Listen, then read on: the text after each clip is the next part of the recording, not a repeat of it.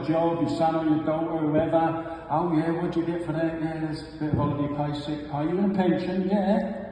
That's it. No analysis as to what contributions to be made. It's a DC scheme, that's what it is. So they believe they're doing something that's going to assist them in old age, but it's not happening.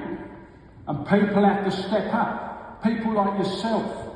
You know, you're the brains of the industry, and I'll touch on that in a minute when I come to the end. It says about a rally call. I know it's a bit off message, but when Stephen first contacted me and said DB the end game, I said, yeah, I'll have a bit of that. Because I did take it as extinction. As Mark said, you know, I didn't take it as just really buyout. I thought, no, it's going, because it's disappearing from the workplace. And I want to start talking about the renaissance of DB schemes. That's where we should be going. That's where, I know you're doing your day job, but Stephen, I'd like to make a request. I think there should be sessions like this on innovating wage in retirement schemes, in whatever form, DB, CDC, to give people a wage in retirement that runs alongside their state pension. Think about it. The state pension's getting pushed further out. We're going to see a tidal wave of pensioner poverty in this country. On our watch, we're going to see that. Regardless of, how people want to think about why I'm talking about it, I'm passionate about it. I don't mean to upset anyone in the way I go about it, but I am so frustrated. So, for instance, in 2016-17, I got elected as the DGSP, the Deputy General Secretary for the Postal Workers. 130,000 postal workers. I was responsible for their wages and everything else.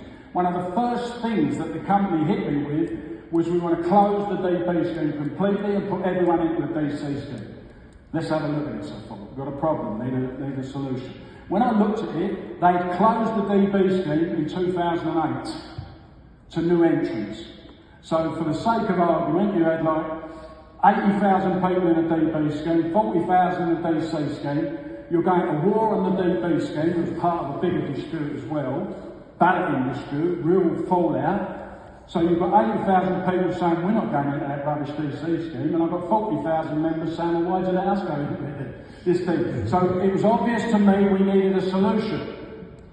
But we also needed a solution that delivered a wage in retirement, equality of pension provision for every single postal worker, 130,000 people.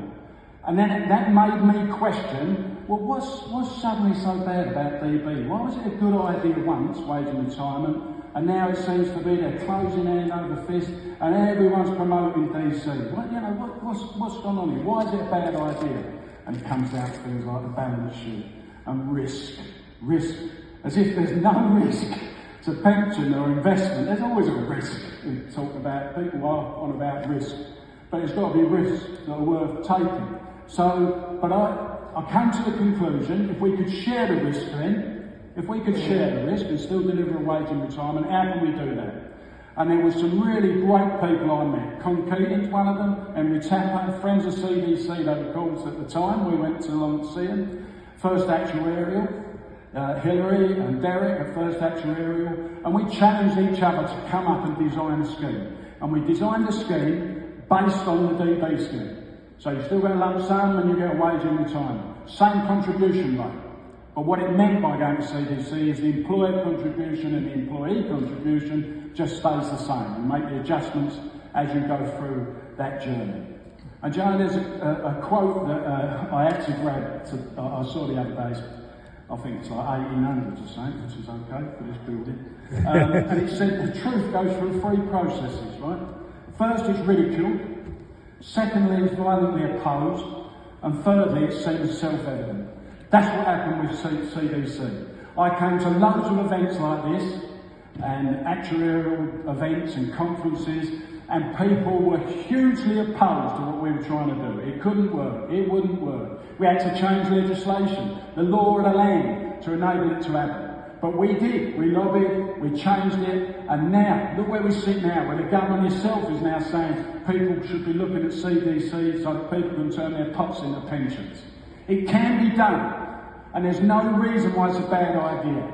So all you guys are associated with the dwindling DB schemes, your skills, your intelligence can be used to change the legacy of this country in terms of pension provision and its social history. I beg you to look at it on a bigger scale. I beg you to do that for us, because the rest of society don't understand it. Trust me, they don't understand pensions. And the one plus with CDC is you have to communicate on a regular basis to your members. So it does, it builds up their understanding of what the scheme means. It's got to be done, people. I know this is before your lunch, might be a bit heavy, before your lunch. I've heard the stomachs rumbling all around me. But the opportunity for me to say this, it's been a brilliant therapy session for me. Thank you very much. Listen to that. But please, I beg of you, and Stephen, I beg you, let's start arranging things where people can take your knowledge and come up with proper pensions before they disappear forever from the society, and then we're having a debate with governments looking after people that are in pension poverty. People like me, people like yourselves, you don't want to be in pension poverty, do you? And we don't want it in this country. That is going backwards. There's something that can be done now. CDC has started the momentum. It's far too slow, by the way. The regulator, I don't know if there's people here from the regulator or the Department of Works and Pensions. When we were doing the CDC stuff, everything took forever. We agreed it in early 2018, and it didn't come in until 2024. That's not good enough. It's not quick enough. There is a generation out here desperate for something to be done, and I can't think of anybody better than you people to design it, because you do understand it. Thanks very much.